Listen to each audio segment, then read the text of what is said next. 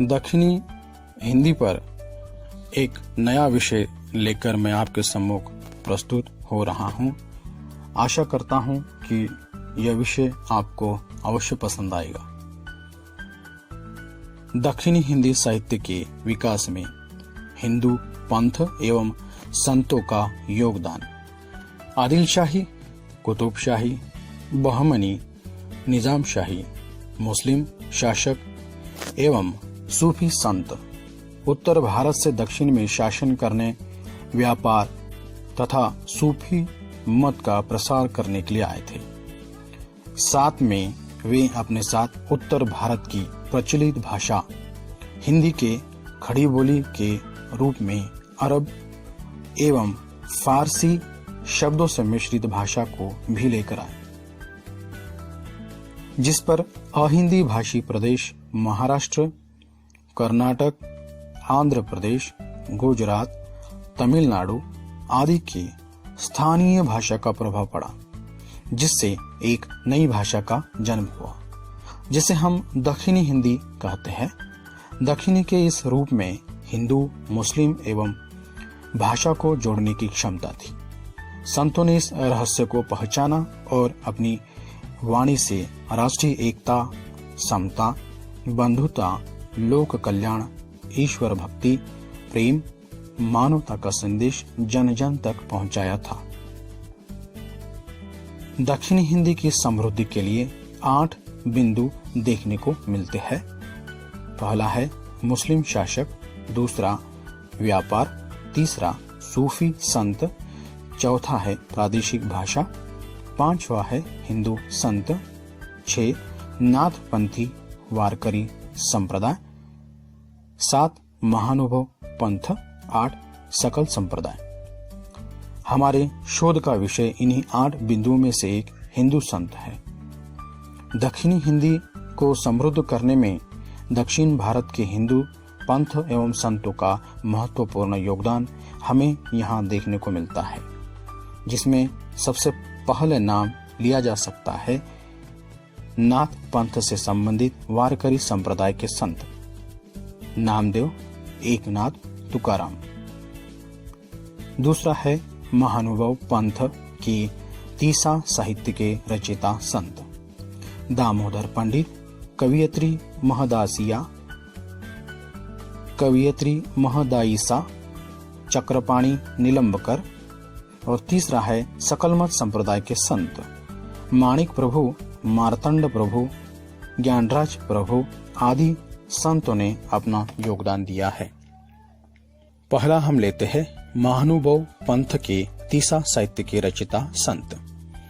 महाराष्ट्र में महानुभव पंथ का योगदान मराठी साहित्य में बहुतायत रूप में देखने को मिलता है।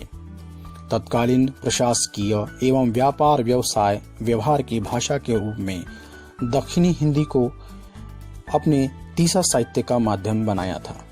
कई संतों ने तीसा साहित्य के माध्यम से एकता, मानवता, ईश्वर भक्ति आदि का संदेश दिया था। एक स्थान पर इस संदर्भ में कहा गया है, महाराष्ट्र के महानुभव पंथ के कवियों द्वारा इसके प्रयोग के उदाहरण मिलने लग जाते हैं। महानुभव पंथ के दामोदर पंडित 12वीं सदी और कवियत्री महदायिसा 13वीं-14वीं सदी की कुछ रचनाओं की भाषा हिंदी है। इस पंथ के चक्रपाणी निलंबर ने दक्षिणी में तीसा साहित्य रचा, जो देवनागरी लिपि में उपलब्ध हुआ। तीसा साहित्य की कोई सामग्री न उपलब्ध होने के कारण हम यहाँ मात्र उनके योगदान के विषय में चर्चा कर रहे हैं। आशा है भविष्य में इस आधार पर नए शोधार्थी इस पर अवश्य कार्य करेंगे।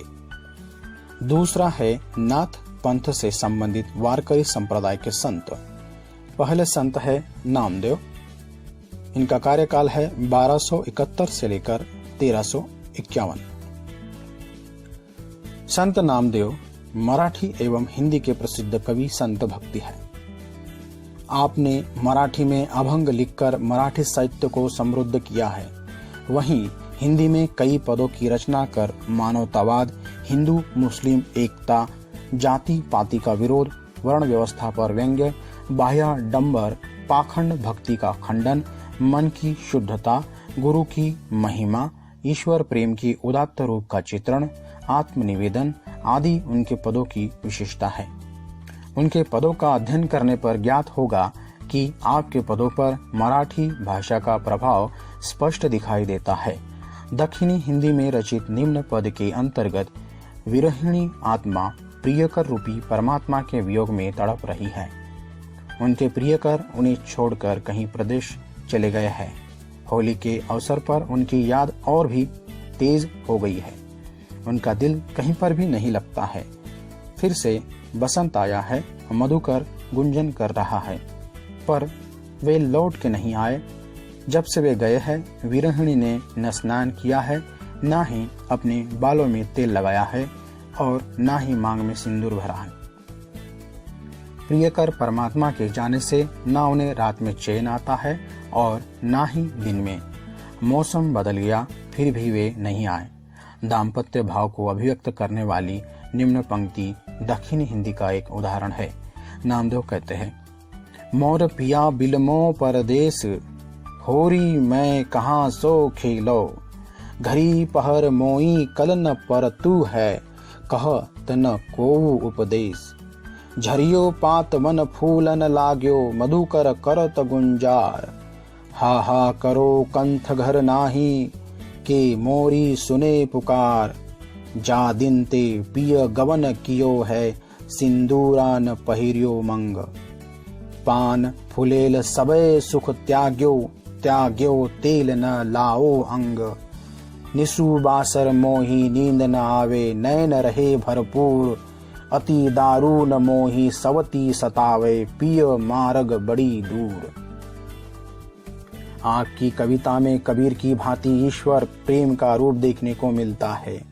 विरहिणी आत्मा प्रियकर परमात्मा के वियोग में है।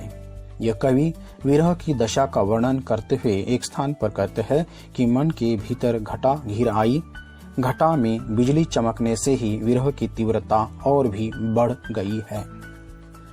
वर्षा मिलन से चातक, मेंढक तथा मोर प्रसन्न है। नामदेव कहते हैं कि प्रेम की शाही बनाकर प्रियकर को खत भेजा है, जैसे ही मिले तुरंत चले आओ, क्योंकि तुम्हारे बिना यह जीवन व्यर्थ जा रहा है। दामिनी दम की घटा गहरानी, बिरह उठे घनघोर, चित्त चात्रुक है दादूर बोले, वही बन बोलत मोर, प्रीतम को पतिया लिखी भेजो, प्रेम प्रीति मसी लाय, बेगी मिलो जन नाम देव को, जन्म अकारथ जाए। दूसरे संत है एकनाथ। भारत में एकनाथ को सहनशील संत के रूप में देखा जाता है। एक सरफिरे द्वारा 108 बार उन पर थूकना और एकनाथ का बार बार स्नान करना और उस सरफिरे का पश्चाताप होना की कथा प्रचलित है। ऐसे महान संत एकनाथ ने मराठी में कई 100 अभंग लिखे। उन्हीं एकनाथ जी ने तत्कालीन संचार की भाषा के महत्व को पहचान कर अपना संदेश दक्षिणी हिंदी में देकर दक्षिणी हिंदी साहित्य को समृद्ध किया है। संत एकनाथ का जन्म 1528 महाराष्ट्र के पैठण जिला औरंगाबाद में ब्राह्मण परिवार में हुआ। आपके गुरु जनार्दन स्वामी है। आपने मराठी में रामायण, भागवत आदि के साथ आपके लोकगीत भी प्रसिद्ध है। मृत्यु 1599 ईस्वी सन में फागुन महीने में हुई। इस प्रकार गोस्वामी तुलसीदास से 30 साल बाद आपकी मृत्यु हुई है। कहा जाता है कि जिस साल एकनाथ ने वाराणसी में अपने भागवत को समाप्त किया, उसी साल गोस्वामी ने रामचरितमानस का आरंभ किया। उत्तर भारत में रहने से आपने हिंदी में भी पदों की रचना की थी। मराठी भाषी होने के कारण स्वाभाविक ही था कि उनकी हिंदी पर मराठी का प्रभाव पड़े। मराठी के मिश्रण से वह दक्षिणी भाषा में रूपांतरित हो गई थी। गुरु द्वारा प्राप्त ज्ञान से ईश्वर की प्राप्ति आसानी से हो सकती है। गुरु के महत्व को प्रतिपादित करने वाली पंक्तियां निम्न रूप में हमको देखने को मिलती है। आदि पुरुष निर्गुण निराधार की याद कर, मेरे गुरु परदिगार की याद कर। जिन्हें माया अजब बनाई उस वस्ताद की याद कर। बच्चा जहां आना नहीं तहां जा, मेरे सदगुरु दाता को शरण जा। मेरे सदगुरु दाता की इतनी सी लकड़ी, मूल मंत्र हाथ मो पकड़ी। उक्त पंक्तियां नाथों के रहस्य को अभिव्यक्त करती है। अगले संत है तुकाराम।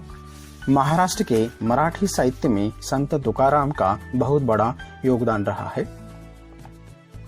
आपने मराठी में ईश्वर भक्ति के साथ लोक कल्याणकारी बातों को जन सामान्य की भाषा में अपनी वाणी को अभंगों के माध्यम से अभिव्यक्त किया है।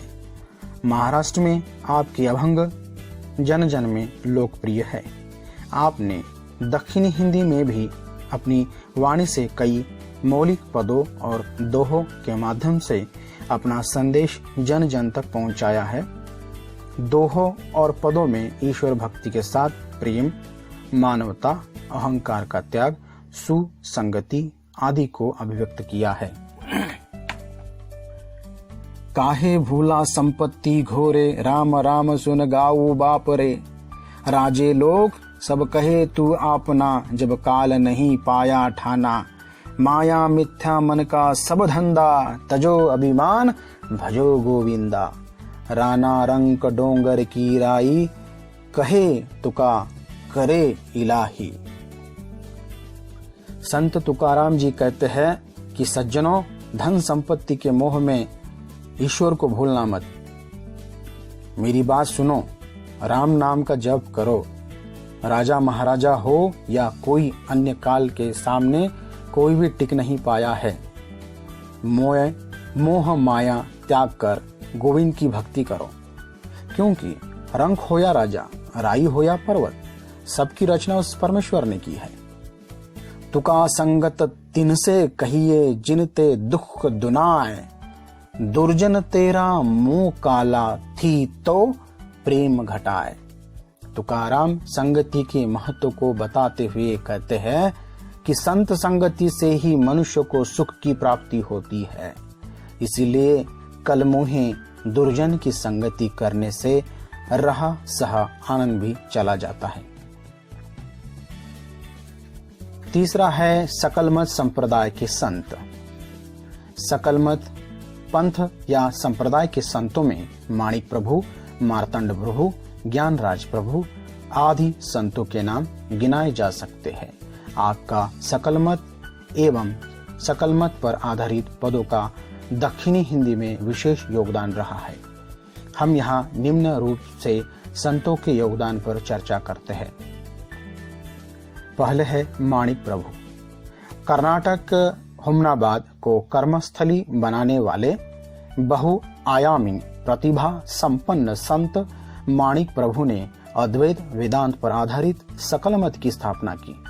उनका सकलमत अनेकता में एकता, बंधुता, समता का संदेश देता है। आपने हिंदू, मुस्लिम, जैन, बौद्ध, सिख, ईसाई आदि धर्मों, संप्रदायों, जातियों को मानसिक बंधन से तोड़कर उन्हें राष्ट्रीय एकता के सूत्र में पिरोने का काम किया है। सकलमत किसी भी धर्म, जाति, संप्रदाय का विरोध नहीं करता, बल्कि उसकी प्रवृत्ति गुणग्राही है। जहां जो भी अच्छा दिखा उसे ग्रहण कर लिया। सकल मत के अनुसार प्रत्येक मनुष्य में भिन्न भिन्न आत्मा है, वह सब ब्रह्म रूप है, किंतु व्यक्ति ब्रह्म संचलित माया के कारण अज्ञान में रहता है। माणिक प्रभु भक्तों के अज्ञान को दूर करते हुए कहते हैं, सब दुनिया मोह पसारा है, एक राम निराकार है। अंदर बाहर सभी भरा है, व्याप रहा जग सारा, झाड़ पाड़ जल पूर भरा है, फिर दुनिया से न्यारा है। झूठी काया झूठी माया, झूठा जगत बसाया है। माणिक कहे सब साधु कह गए, क्या मैं जानू गंवारा रे। अज्ञान का पर्दा हटते ही भक्त ईश्वर की भक्ति में लग जाता है। जैसे ही उसे यह ज्ञान प्राप्त होता है कि उसकी आत्मा ही स्वयं ब्रह्म है, तब अहम ब्रह्मास्म की स्थिति उत्पन्न होती है। जब प्रत्येक मनुष्य में ईश्वर है, इसलिए कोई किसी की निंदा नहीं करना चाहिए। निंदा करना अर्थात ईश्वर निंदा होगी। इसलिए संत माणिक प्रभु सभी जाति, धर्मों, पंथों के लोगों को सकल मत अपनाने के लिए कहते हैं, क्योंकि सकल मत सहज मार्गी है। आसानी से ईश्वर प्राप्ति ही इसका उद्देश्य है। इसका और एक उद्देश्य संसार चक्र या बाजार में भटके हुए जनमानस को ज्ञान द्वारा मुक्ति का मार्ग बताना रहा है। संत माणिक प्रभु के पदों का जब हम अध्ययन करते हैं तो पाते हैं कि आपने हिंदी, मराठी, कन्नड़, तमिल, तेलुगु, गुजराती आदि कई भाषाओं में मौलिक उपदेश एवं सकल मत पर आधारित संदेश दिए हैं। आपके पदों में ब्रह्म, आत्मा, माया, सृष्टि आदि विषयों के साथ राम, कृष्ण, शिव, हनुमान आदि की भक्ति परक पद देखने को मिलते हैं। सकल मत के दूसरे संत है मार्तंड माणिक प्रभु। सकल मत परंपरा में मार्तंड माणिक प्रभु का नाम भी बड़े आदर से लिया जाता है। आपने सकल मत का विस्तार करते हुए अपनी वाणी में जन को कभी सहज तो कभी फटकारते हुए उपदेश दिया। उनकी दक्षिणी हिंदी में अभिव्यक्त बेखौफ वाणी का एक उदाहरण निम्नानुसार देखा जा सकता है, जहां वे माया के हाथ की कठपुतली बने जनमानस को उपदेश देते हुए कहते हैं कि हमेशा गुरु का उपदेश सुनिए। हम सकल मत पंथ वाले बेखौफ होकर कहते हैं कि मनुष्य माया के हाथों की कठपुतली है। वो माया के कारण जन्म मरण के फेरे में पड़ा भटकता रहता है। राम नाम की शक्ति से ही उसे मुक्ति प्राप्त हो सकती है। ज्ञान गुरु उपदेशा सुन ले हरदम, जड़ चेतन की गुड़िया बोले तुम हम, जपति अजपा माला सोहम सोहम, जड़ भूतन का पिंजरा महाराज नाम, जीव पंछी गारोड़ा फिरता सब धाम, फिर जन्म को धाय मिठू आत्मा राम, सबद गुरु मुख जाना एक राम ही राम, जड़ चेतन बिन जग में कोई जना मरा, मन भटका भंडवाड़ा मैं तू तेरा मेरा, भुगती मुगती जू सपना क्या भला बुरा, लटकी चौसर बाजी ना जीता हारा, क्यों डर लंडी माया दिल की धूल झड़क, उठ सुन वेद ढंडोरा ब्रह्म हो फड़क, सकल मति हम संतो बोली बेधड़क, चिन मार्तंड प्रकाश दृश्य की झलक। तीसरे संत है ज्ञानराज प्रभु। सकल मत संप्रदाय के अगले प्रसिद्ध संत ज्ञानराज प्रभु का नाम बड़े ही आदर से लिया जाता है। आपका योगदान सकल मत एवं तत्संबंधी काव्य पदों की रचना द्वारा रहा है। ज्ञानराज प्रभु भी माणिक प्रभु की भांति ही बहु भाषाविद कवि है। आपकी कविताएं भी एकता, बंधुता, लोक कल्याण, प्रेम से जुड़ी हुई है। ईश्वर से प्रेम करते हुए वे उनसे विनती करते हैं कि इस संसार रूपी बाजार की माया के बंधन में बंधा है, इस मोह माया को त्याग कर वे ईश्वर भक्ति, ईश्वर के चरणों में समर्पित होते हुए मुक्ति की कामना करते हैं। विक्रय कर संचित की गठरी और छोड़ गृह द्वार, निकल पड़ा हूँ पाने प्रभु तब चरणों का आधार, बढ़ता जाता प्रति पल प्रभु पापों का यह भार, अब न प्रभु मुझसे होगा यह सांसों का व्यापार। ज्ञानराज प्रभु अपनी वाणी द्वारा विषय वासना के मोह में भटके हुए जनमानस को नामस्मरण का मार्ग दिखाते हुए कहते हैं, विषय वृत्ति का मार्ग भयानक, ले मन रथ को थाम, ज्ञान सिंधु प्रभु के चरणों में रत हो जा निष्काम। गुरु द्वारा प्राप्त ज्ञान से आत्मा को अनुभूति होती है कि वह स्वयं ही ब्रह्म है। सकल मत कहता है कि आत्मा ही ब्रह्म है। ब्रह्म हूँ मैं इसे भूल कर, जीव हूँ एक मैं ये समझता रहा, सच्चिदानंद पूर्णता भूल कर अल्पता शुद्रता में उलझता रहा। ज्ञान से ज्ञात इतना हुआ है मुझे, ज्ञान ज्ञाता नहीं ज्ञान ही ज्ञेय है। अब नहीं है अपेक्षा किसी दीप की, तेज से मैं स्वयं के सुलगता रहा। वस्तुतः इस प्रकार हम देख सकते हैं कि दक्षिणी हिंदी के विकास में मात्र मुस्लिम शासक व्यापारी, सूफी संत, मुस्लिम कवियों ने ही नहीं अपितु अहिंदी भाषी प्रदेश के हिंदू पंथ एवं संतों ने भी अपना अमूल्य योगदान दिया है। यह मात्र योगदान ही नहीं था बल्कि श्रेष्ठ रचनाओं के साथ एकता, बंधुता, समता, मानवता, प्रेम, भक्ति, मुक्ति, ज्ञान आदि का संदेश भी दिया है। आपको धर्म, जाति, पंथ में बटे भारतीय समाज को एक करने का श्रेय भी जाता है।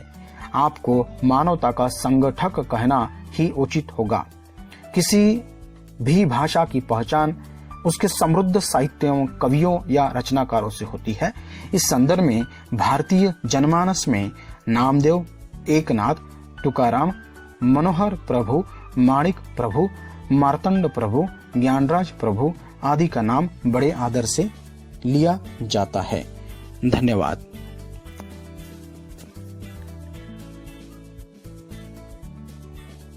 दक्षिणी हिंदी पर एक नया विषय लेकर मैं आपके सम्मुख प्रस्तुत हो रहा हूं। आशा करता हूं कि यह विषय आपको अवश्य पसंद आएगा। दक्षिणी हिंदी साहित्य के विकास में हिंदू पंथ एवं संतों का योगदान। आदिलशाही, कुतुबशाही, बहमनी, निजामशाही, मुस्लिम शासक एवं सूफी संत उत्तर भारत से दक्षिण में शासन करने, व्यापार तथा सूफी मत का प्रसार करने के लिए आए थे। साथ में वे अपने साथ उत्तर भारत की प्रचलित भाषा हिंदी के खड़ी बोली के रूप में अरब एवं फारसी शब्दों से मिश्रित भाषा को भी लेकर आए, जिस पर अहिंदी भाषी प्रदेश महाराष्ट्र, कर्नाटक,